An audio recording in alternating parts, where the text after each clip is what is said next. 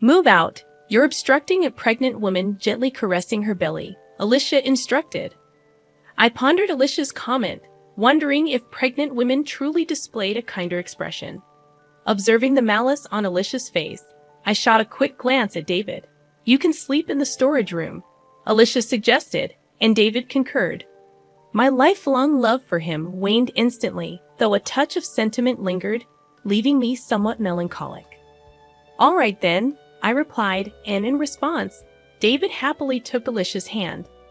Alicia gazed dreamily at David, and witnessing their intimacy replaced my melancholy with anger bubbling up from within. I'll leave by tomorrow, yeah. Oh, maybe you should stay out tonight after all. This is now mine and Alicia's home, David proclaimed joyously. I nodded slightly before exiting the house, contemplating what lay ahead and cracking a smile. My name is Catherine Taylor. I'm a 46-year-old housewife. Before marriage, I worked intensely, but that was over 20 years ago. Nowadays, I enjoy daily chores and sipping coffee, just an ordinary middle-aged lady. But my hobby is investing. I've been doing it since before marriage. Recently, I've been earning significant dividends, treating myself to lavish hotel brunches and spa visits, leading a pretty elegant life. My husband, David, is 40 years old, a salesman for a major company. He's gained quite a bit of weight, and frankly, he's been rather smelly lately. But he's good with words, given his profession. He may look big, but I love him. I felt he should probably lose some weight for health reasons, but he had this cute, mascot-like appeal, so I didn't see the need to force him into a diet. David and I have a daughter, Emily. She inherits David's features, slim, almost model-like in beauty. Not just in appearance, she's academically top of her class and excels in sports, even making it to national competitions. She's also humble and works hard. It feels like we, the geese, gave birth to a swan. Both David and I dote on Emily, and we've often been told we're overprotective. David has a bit of a weak spot for younger women, but he chose to marry an older woman like me and cherished our family. So I thought a little wandering gaze here, and there was inevitable. We lived in a condo we bought around the time Emily was born, but it was getting old, and they were considering raising the maintenance fees. Recently, amidst all this, Emily decided to share an apartment near her college. At the same time, one of my relatives approached us about inheriting a now vacant house. David and I decided to renovate that house and move there. But who could have known that this would cause issues between David and me, which have been smooth sailing up until then? The condo we had was a 4-bedroom, including a guest room, but the new house is just 2 bedrooms. Although it's smaller than before, considering our retirement, we made it a single story, and it's been very comfortable. One of the rooms, which serves as a study and a guest room, can be divided to make an additional room for Emily if she ever comes back. David started coming home late every night to work dinners, and somehow always found reasons to go out, even on weekends. Sleeping next to David, who would come home reeking of alcohol and cigarettes, was unbearable for me, even if we had separate beds. Because of that, even though we originally shared a bedroom, I've been sleeping in the study ever since we moved. When it came time to send out moving announcements, I mailed letters to various places. David isn't good with that sort of thing. So I took the initiative to send letters on his behalf to his family and relatives. As for me, since my parents have passed away, I simply wrote a brief note and sent it to friends and relatives on my mother's side. I haven't been in contact with any relatives from my father's side because of my half-sister, Alicia. Alicia is my half-sister, 14 years younger than me. When I was in 7th grade, my mother passed away, and about 6 months later, my father remarried. Alicia was born to him and his new wife at the time of their marriage. Alicia was already 2 years old, so I initially thought it was a union of 2 families with kids. About 5 years into their marriage, my father and his new wife were involved in an accident and never returned. At their funeral, relatives from my dad's side told me that he and his new wife had been childhood friends, and everyone had always thought they would end up together. However, my mom had set them up through her boss, and my dad felt he couldn't refuse, leaving his childhood friend out in the cold. To think that behind their smiles, my dad had a child with his second wife was a huge shock to me. Every time we had a family gathering, Alicia's favorite foods were served. She had brand name clothes, and she got the biggest room all to herself.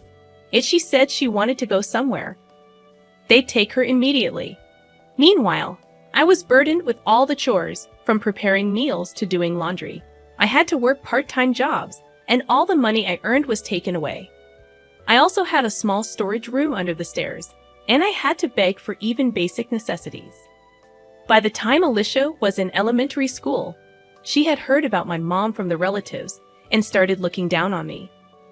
I worked several part-time jobs to save money and finally moved out. It was impossible for me to harbor any positive feelings towards Alicia, and I never told her about my marriage or that I had a child. A few weeks after moving, I was having tea and relaxing when the doorbell rang.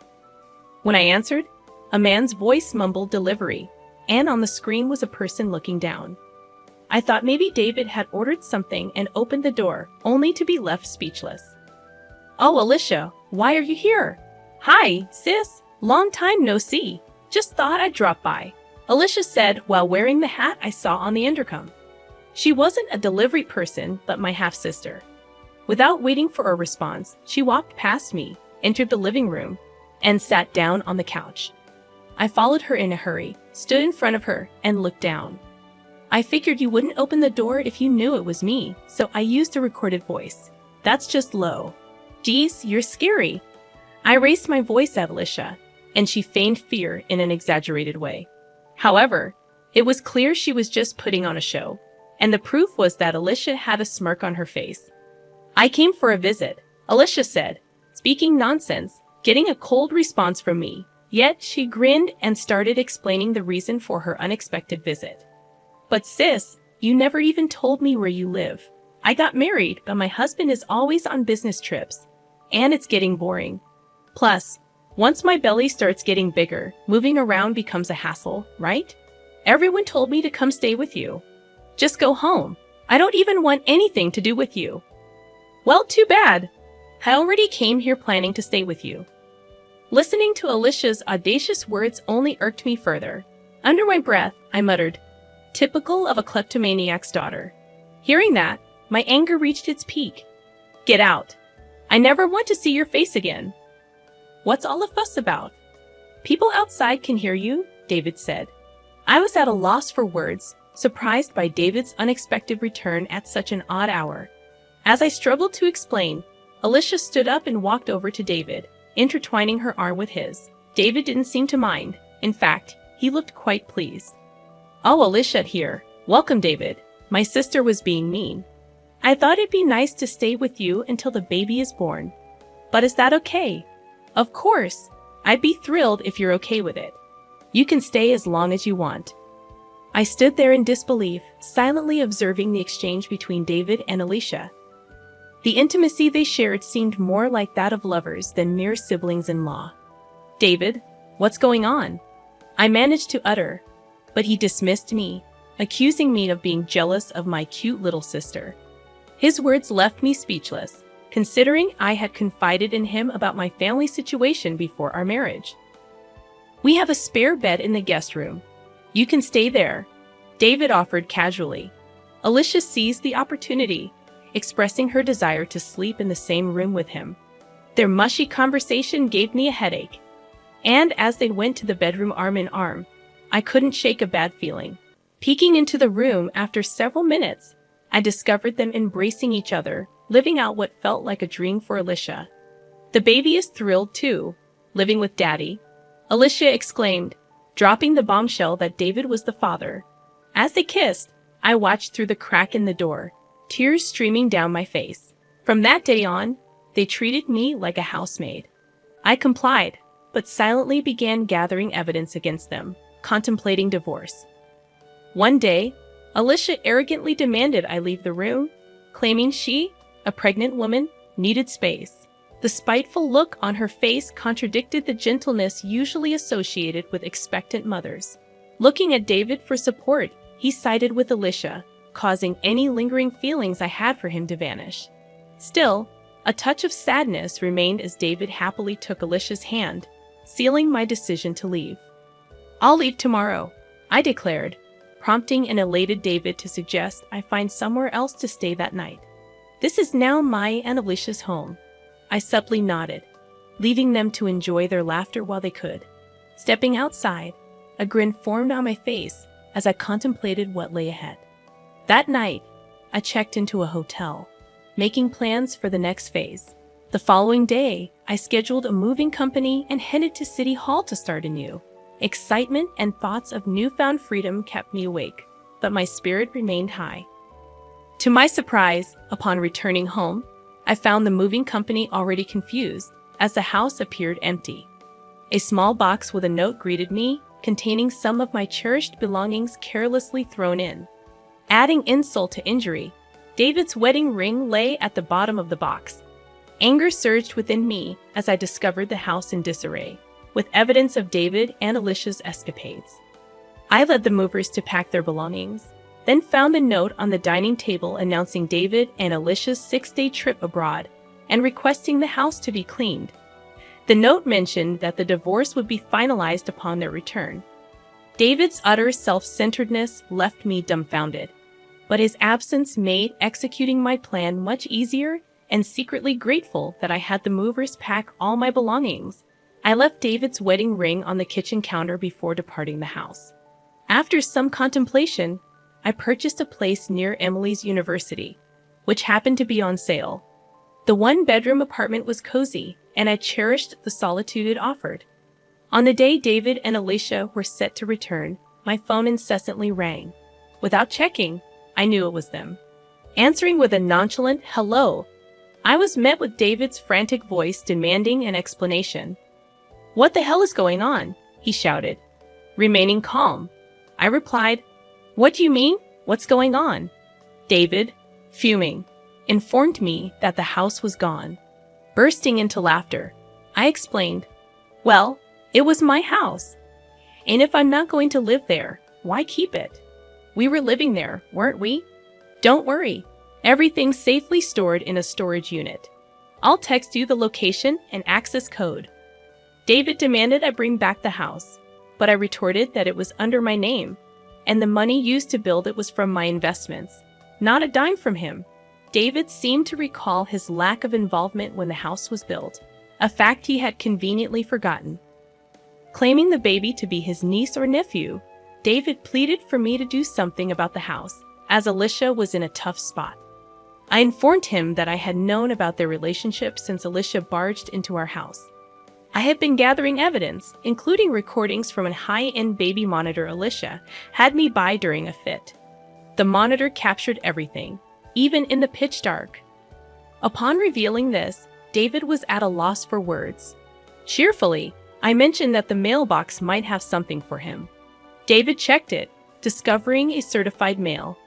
I explained that it was about the payment, and there was one for Alicia too. Unfazed, I insisted it was compensation for their betrayal. Ignoring his plea to talk to his lawyer, I ended the call. A barrage of calls followed, which I ignored. My old phone, used for evidence, wouldn't be an issue if left alone. After an hour of incessant calling, David seemed to give up.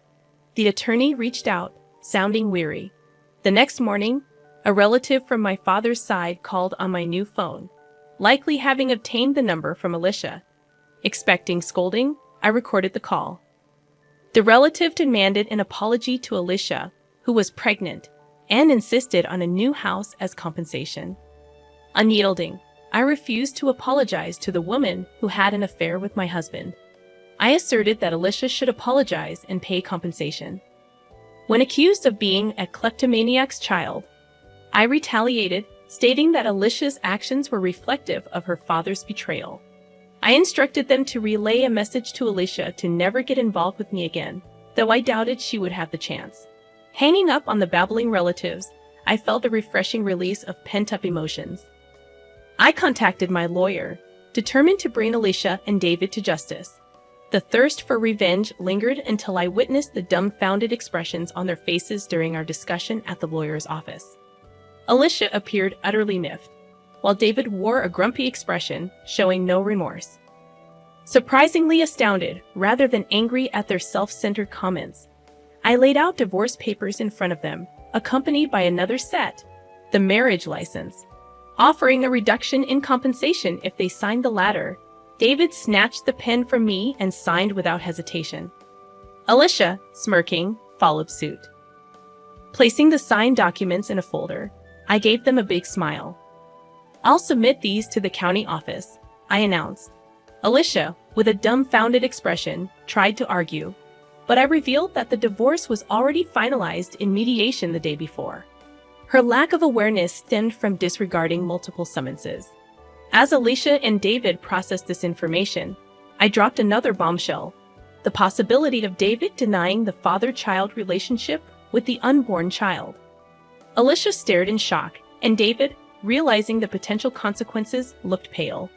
Between compensation and child support for another man's baby, I wished them luck. However, David attempted to reconcile, citing Emily's presence. Just as he changed his tune, the lawyer's office door swung open, revealing Emily. Her harsh words stunned David, frozen in shock, while Alicia, insulted, shook with rage. Emily cut ties with David, expressing her intention to live with me, referring to Alicia as that loose woman. Unable to respond, Alicia faced Emily's verbal onslaught.